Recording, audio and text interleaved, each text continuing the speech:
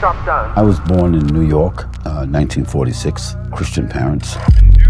የተወለድኩት ኒውዮርክ ውስጥ ነው በ1946 ከክርስቲያን ወላጆች ነው የተወለድኩት። I walk like a gang member. I talk like a gang member. Why? Because that's New York. አረማመዴ እንደ ጋንግ ወይም ወንበዴ ቡድን ነበረ። አነጋገሬም እንደ ጋንግ አባል ነበር። ምክንያቱም የምኖረው ኒውዮርክ ብሩክሊን ውስጥ ስለነበረ። Who taught you to hate your own kind? Who taught you to hate the race that you belong to? So much so that you don't want to be around each other. Malcolm X was assassinated. He was shot down by 10 bullets. It's liberty or death. ማልኮም ኤክስ በሰዎች እጅ ተገደለ። በጣም ቀዝቃዛ ጠዋት ነበር። A very cold morning. Thousands of people were in the street to listen to Malcolm, to see him. We were on the roof, myself and 2 or 3 others, and his security saw us on the roof and told us to come down.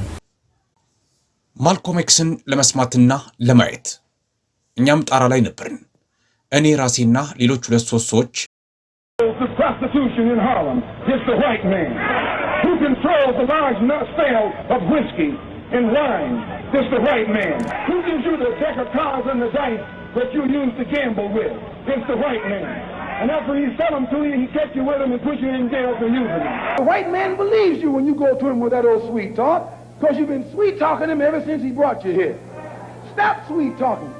Tell him how you feel. Tell him what kind of hell you've been catching. ጠባቂዎቹ አዩንና ከጣራው ላይ እንድንወርድ ነገሩን። ይህ በዛ ጊዜ የተፈጠረ ክስተት ነበር። It's just something that happened at that time.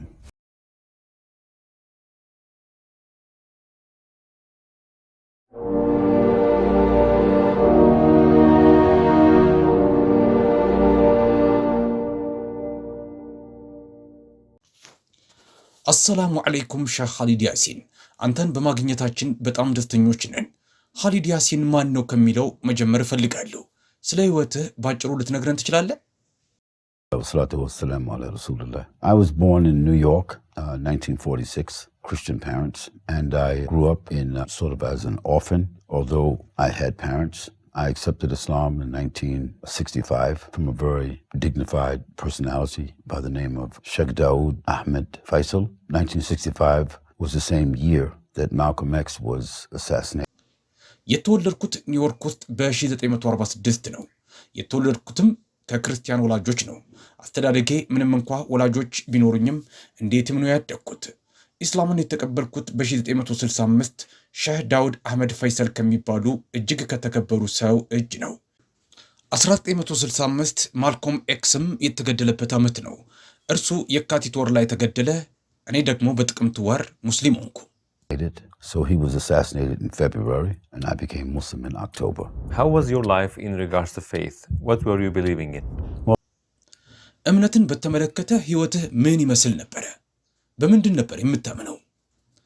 Well, the Christian, the foster homes that I were in, each one of them were a different persuasion of Christianity. We can say like it was like a buffet. So Methodist, Episcopalian, Baptist. ያደግኩበት የማደጎ ቤት ውስጥ ያሉት ክርስቲያኖች እያንዳንዳቸው ክርስትናን የሚያሳምኑበት የተለያየ መንገድ አላቸው። ልክ እንደ ቡፌ ማለት እንችላለን። ሜቶዲስቶች፣ ኤፒስኮፓሊያኖች፣ ባፕቲስቶች ነበሩ። የ16 ዓመት ልጅ እያለሁ ለሁሉም አይነት እምነት የመጋለጥ እድሉ ነበረኝ። በኋላ ወታደራዊ አገልግሎት ለመስጠት ገባሁ። ለ2 ዓመት ተኩልም የአየር ኃይል ውስጥ ሰራው እና ወታደራዊ ሰርቪስ ውስጥ በነበርኩ ጊዜ በዋናነት የሚሰበከው የካቶሊክ ሃይማኖት ነበረ። እናም ቄሱን ሄጄ የማናገርበት ጊዜ ነበረኝ። ቄሱ በሚሰጣቸው ትምህርቶች ላይ ወጥነት አጣሁበት። ወደ ካቶሊክ ለመግባት ሞክሬ ነበረ፣ ግን በጣም ጠባቅና ብዙ ሚስጥራዊነት፣ ብዙ አውሮፓዊነትና ብዙ አጠራጣሪነት አስተዋልኩ። ከዚህ በተጨማሪም በካቶሊክ ቤተክርስቲያን ውስጥ ብዙ ተጻራሪ ነገሮችም ነበሩ፣ በኋላ ራሳቸውን የሚገልጡ የነበሩ። Can you tell us about some of those contradictions? ስለነዚህ ተጻራሪ የሆኑ ነገሮች የተወሰኑትን ልትነግረን ትችላለህ? So while I was in the Air Force, I was still trying to practice Christianity, traditionally in some forms. It wasn't making sense to me when I was 7, but you digest it because it's given to you. አየር ኃይል ውስጥ ባለሁ ጊዜ ክርስትናን ለመተግበር እየሞከርኩ ነበር።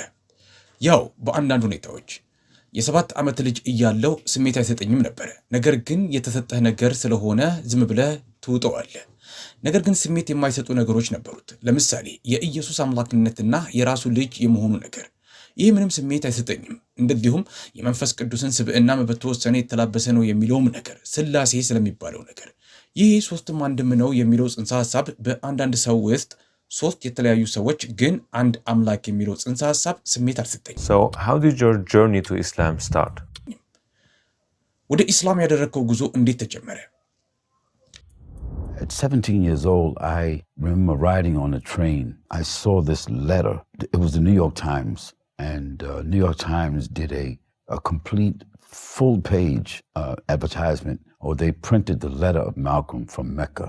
የ17 ዓመት ልጅ እያለሁ በባቡር እየሄድኩ ሳለ በኒውዮርክ ታይምስ ጋዜጣ ላይ አንድ ደብዳቤ ማየቴን አስታውሳለሁ። ኒውዮርክ ታይም አንድ ሙሉ ገጹን በማስታወቂያ ሸፍኖታል። ወይም ማልኮም ከመካ የላከውን ደብዳቤ አትሟል። ያንን ደብዳቤ ማንበቤን አስታውሳለሁ። እናም በዛ ደብዳቤ ላይ ማልኮም መካ፣ ነብዩ መሐመድ ሰለላሁ ዐለይሂ ወሰለም፣ ከአባና ቁርአን የሚሉ አይነት ቃላቶችን ጠቅሶ ነበር። በዛ ደብዳቤ ላይ የጠቀሳቸው 5፣ 6፣ 7 ነገሮች ሐጅ፣ አረፋት የሚሉ ቃላቶችን ከዚህ ቀደም ሰምቻቸው አላውቅም። በዛ ዘመን ሶሻል ሚዲያ አልነበረንም።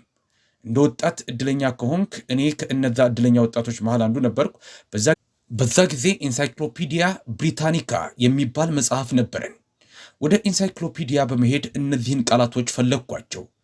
እናም በዛ አገኘኋቸው። ከዚህ ቀደም እነዚህን ቃላቶች አይቻቸው አላውቅም ነበር። እነዚህን ቃላቶች ስረዳቸው ለምን የማልኮም ልብ እንደተነካ ተረዳው። ለምን በያዘው አቋም እንደጠናም ገባኝ። So you were very inspired by him. Did you meet Malcolm X? ስለዚህ በእርሱ በጣም ተነሳስተ ነበር? ማልኮም ኤክስ ጋር ተገናኝተሃል? So I started looking into this nation of Islam that he evolved out of. I started looking at his words and his trip to Mecca. And just before he was assassinated, I had the chance to attend one of his talks in Harlem. ከዛም እርሱ የወጣበትን ኔሽን ኦፍ ኢስላም የተባለ ማህበር ማጥናት ጀመርኩ። ቃላቶቹንና ወደ መካ ያደረጋቸውን ጉዞዎች ማየት ጀመርኩ። ከመገደሉ ጥቂት ቀደም ብሎም ሃርሌም ውስጥ ባደረገው አንዱ ንግግር ላይ የመታደም እድሉ ነበረኝ። ጊዜው በጣም ቀዝቃዛ ንጋት ነበረ። አሁን በሌለው ቴሬዛ ሆቴል ላይ ሆኖ ነበር ንግግሩን የሚያደርገው ይመስለኛል። እርዛ ከታደሙ በርካታ ሰዎች መሃል እኔ አንዱ ነበርኩ። We don't teach you to turn the other cheek. We don't teach you to turn the other cheek in the south, and we don't teach you to turn the other cheek in the north. We teach you to obey the law. We teach you to carry yourselves in a respectable way. But at the same time, we teach you that anyone who puts his hand on you, do your best to see that he doesn't put it on anybody else. በሺዎች የሚቆጠሩ ሰዎች ማልኮምን ለመስማትና ለማየት ጎዳና ላይ ተመዋል። አየነው፣ መጣን። እኔና ሌሎች 2-3 ሰዎች ጣራ ላይ ነበርን እና የእርሱ ጠባቂዎች ጣራ ላይ መሆናችንን ባዩን ጊዜ ውረዱ አሉን። ከዛም ወደ ታች ወረድን። በጣም በርዶን ነበር። ጠራን፣ ጨበጥ ነው። አሁን ወደ ኋላ መለስ ብዬ ሳስታውስ ይህ ትልቅ ትዝታ ጥሎብኝ ያለፈ ክስተት ነበረ። ይህ በዛ ጊዜ የተፈጠረ ነገር ነበረ። ማልኮም በከፍተኛ ስሜት ውስጥ ነበረ። ታውቃለህ፣ አፍሪካ አሜሪካውያኖች አይተውት የማያውቁት ስብዕና ያለው ሰው ነው። ግን ማልኮም ሻሃዳ ወስዷል። የተገደለውም የካቲት 1965 ላይ ነበር። ያኔ እኔ 17 ወይም 18 ዓመቴ ነበረ። እናም እርሱ የካቲት ላይ ተገደለ። እኔ ጥቅምት ላይ ሙስሊም ሆንኩ። How did you take your Shahada? አንተ እንዴት ነው ሻሃዳ የወሰድከው? A friend of mine named Zakaria Rashid, may Allah have mercy on him. And so I went and met his father, and his father's name was Elwan Rashid. May Allah have mercy upon him, a very, very unusual intellectual. ዘከሪያ የሚባል ጓደኛ ነበረኝ። ዘከሪያ ረሺድ ይባላል። አላህ ይዘንለት። ሄጄ ከአባቱ ጋር ተዋወቅኩ። የአባቱ ስም አልዋን ረሺድ ይባላል። አላህ ይዘንለት። በጣም ያልተለመደ ምሁር፣ እጅግ ሲበዛ አሳቢ ሰው ነው። በኢስላማዊ ተልእኮ በአሜሪካ የተባለ ድርጅት ውስጥ የሚሰሩ ሼህ ዳውድ አህመድ ፈይሰል የተባሉ ሰው ዘንድ ላከኝ። ጥቅምት 5965 የኢስላም ተልእኮ በአሜሪካ በተባለው ድርጅት ውስጥ ሙስሊም ሆንኩ። ኔሽን ኦፍ ኢስላም የተባለው ድርጅት ውስጥ ገብቼ አላውቅም። ሻሃዳ የወሰድኩት በቀጥታ ነው። ስለዚህ ስለዚህ የእኔ የኢስላም እድገት ጥቅምት ላይ ነው የጀመረው። How did your family and the people around you react to your conversion to Islam? ቤተሰቦችና በዙሪያ ያሉት ሰዎች የአንተን ወደ ኢስላም መምጣት እንዴት ነበር የተቀበሉት? Starting with my father. I didn't meet my father until I was 22. When I did meet him, I think he passed away when I was 27, so I didn't know him. ከአባቴ ነው የጀመረው። እስከ 22 ዓመቴ ድረስ አባቴን አግኝቼው አላውቅም። ሳገኘው የ27 ዓመት ልጅ እያለው መሰለኝ ሞተው። እስከ ሞተበት ዕለት ድረስ አላውቀውም ነበር። በኋላም ቀበርኩት። ከመሞቱ በፊት ከእርሱ ጋር ጥሩ ግንኙነት የምፈጥርበትን ዕድል በማግኘቴ እድለኛ ነኝ። እኛ ሙስሊሞችን አጥበን በምንቀብርበት መንገድ አጥቤ እንድቀብረው ጠየቀኝ። በጊዜው እኔ ኢማም ስለነበርኩ ነበር እንዳጥበው ይጠየቀኝ። ሰዎች ሲሞቱ አጥቤ ሂደቱን የምከታተለው ኃላፊ በማህበረሰቤ ውስጥ እኔ መሆኔን እህቴ ነግራው ስለነበረ ነው። አጥቤ አስክሬን የምቀብረው ሰው እኔ ነበርኩ። ኢስላምን ቢቀበል ምኞቴ ነበረ። ነገር ግን ምናልባትም በራሱ መንገድ የተቀበለ ይመስለኛል። ምክንያቱም ብዙ ጊዜ ተነጋግረናል። ሁለተኛ እናቴ ኢስላምን ተቃውማ አታውቅም ነበረ። ምክንያቱም እንዲህ ብላይ ነበረ፣ የኔ ልጅ ይህ የሕይወት መንገድ የተሻለ ሰው የሚያደርግህ ከሆነ ግፋበት፣ ግን ጭፍን ተከታይ ብቻ እንዳትሆን ነበር ያለችኝ። እናቴ ከመሞቷ ከ11 ዓመታት በፊት ነበር ኢስላምን የተቀበለችው። እህትና ወንድሞቼ የተለያዩ አጽፋዎችን ነበር ያሳዩኝ። ግን በጊዜ ሂደት አምላክ እንዲሆን አደረገው ነው ማለት የምችለው። በብስለቴ ነው ይህ የሆነው ማለት አልችልም። በኋላ ግን የቤተሰቦቼ አማካሪ ሆንኩ። ስለዚህ ዛሬ ኢስላም የሰጠኝ የቤተሰብ አባላቶችን ባይስማሙም ላስተምራቸው ችያለሁ። ከሞራልም አንጻር ቤተሰቦችን ሜንተር ማድረግ ችያለሁ። አሁን በቤተሰቤ ውስጥ 151 ሙስሊሞች አሉኝ። It's an incredible number. Which of those conversions was the most special for you? ይህ የሚደንቅ ቁጥር ነው። ከነዚህ ሰዎች ውስጥ የትኛው ነው ለአንተ በጣም ልዩ የሃይማኖት ለውጥ? My mother's acceptance of Islam was probably worth, if there was 70,000 or 75,000, they were not equal to my mother. And ironic. እናቴ ናት። የእናቴ ኢስላምን መቀበል 70,000 ወይም 75,000 ሰዎችን ያህል ዋጋ ነበረው። የሚገርመው ለእናቴ ሻሃዳ ያስያዛት ሰው እኔ አልነበርኩም። እናቴ እየተከተለችኝ ነበረ፣ ትደግፈኝ ነበረ፣ ታከብረኝም ነበረ። ምናልባትም ለ25-30 ዓመታት ያህል። ግን እናቴን ሻሃዳ ያስያዘቻት ሶማሌዋ ሚስቴ ነበረች። Actually gave her the Shahada. And my Somali wife didn't speak English that much. It was her treatment of my mother. My mother told me that one day she wanted to go to church. She didn't know where the churches were. So Amina told her, "Mother, I'll take you to church." So mother said, "You gonna take me to church?" ሶማሌዋ ሚስቴ የዛኔ ያህልም ብዙ እንግሊዘኛ አትናገርም። ለእናቴ ታሳያት የነበረው እንክብካቤ ነበረ እንድትሰልም ያደረጋት። አንድ ቀን እናቴ ቤተክርስቲያን መሄድ እንደምትፈልግ ነገረችኝ። ቤተክርስቲያን ያለበትን ቦታ ግን አታውቅም ነበረ። ከዛም አሚናህ እናቴ እኔ ወደ ቤተክርስቲያን እወስድሻለሁ አለቻት። እናቴም ወደ ቤተክርስቲያን ትወስጂኛለሽ በማለት በአግራሞት ጠየቀቻት። አሚናህ ወደ ቤተክርስቲያን ይዛት ሄደች። እዛም ሲደርሱ እናቴ ለአሚናህ እንዲህ አለቻት፣ አሚና መኪናው ውስጥ ትጠብቅኛለሽ? አሚናህም አይ እናቴ አብሬሽ ወደ ቤተክርስቲያኑ እመጣለሁ አለቻት። አሚናህ ልክ እንደ ሶማሌ ሴቶች ሙሉ ሂጃብ ለብሳለች። አሚናህ እስከምትጨርስ ድረስ አብራት ቤተክርስቲያን ውስጥ ተቀመጠች። ከዛም ወደ ቤት ይዛት መጣች። እናቴም ይቺ ሙሉ ሂጃብ ያደረገች የሶማሌ ሴት አብራት ቤተክርስቲያን ውስጥ ማሳለፏ የማትረሳውን ጥልቅ ተሞክሮ ጥሎባት እንዳለፈ ነገረችኝ። እናቴ እንደዚህ ማድረግ ይፈቀድላችኋል በማለት ጠየቀች። Church, and I'm sitting with you. If they say something wrong, I'll say astaghfirullah. If they say something good, I'll say alhamdulillah. አሚናህም እናቴ ይህ ቤተክርስቲያን ነው፣ እኔም አብሬሽ ነው የተቀመጥኩት። አንዳች የማይመች ነገር ቢናገሩኝ አስተግፊሩላህ እላለሁ። አንዳች መልካም ነገር ከተናገሩኝ ደግሞ አልሐምዱሊላህ እላለሁ።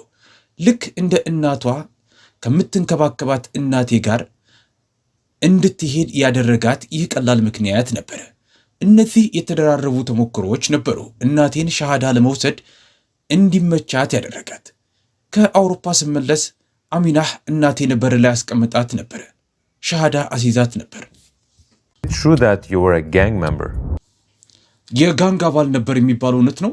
No. I was never part of a gang. First of all, I was raised in middle class homes. I was not a product of the ghetto because of the foster homes that I was in. They were middle class Christian homes. So in my አይደለም የጋንግ አባል ሆኜ አላውቅም። በመጀመሪያ ደረጃ ያደግኩት በመካከለኛ መደብ ከሚገኝ ቤተሰብ ነው።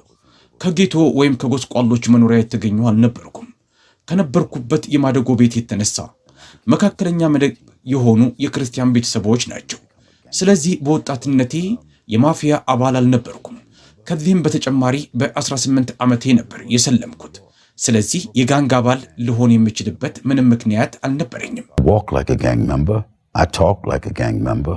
Why? Because that's New York. That's Brooklyn. And metamorphosing is just a part of our culture. I think there's some people. ነገር ግን አረማመዴ እንደ ጋንግ አባል ነበረ። አነጋገሬም እንደ ጋንግ አባል ነበረ። ለምን ካልከኝ የምኖረው ኒውዮርክ ብሩክሊን ስለሆነ የቅርጽ ለውጥ ማምጣት የባህላችን አካል ነው። አንዳንድ ሰዎች ሼሃችን አንዳንዴ እንደ ጋንግስተር ነው የሚያወራው ይላሉ።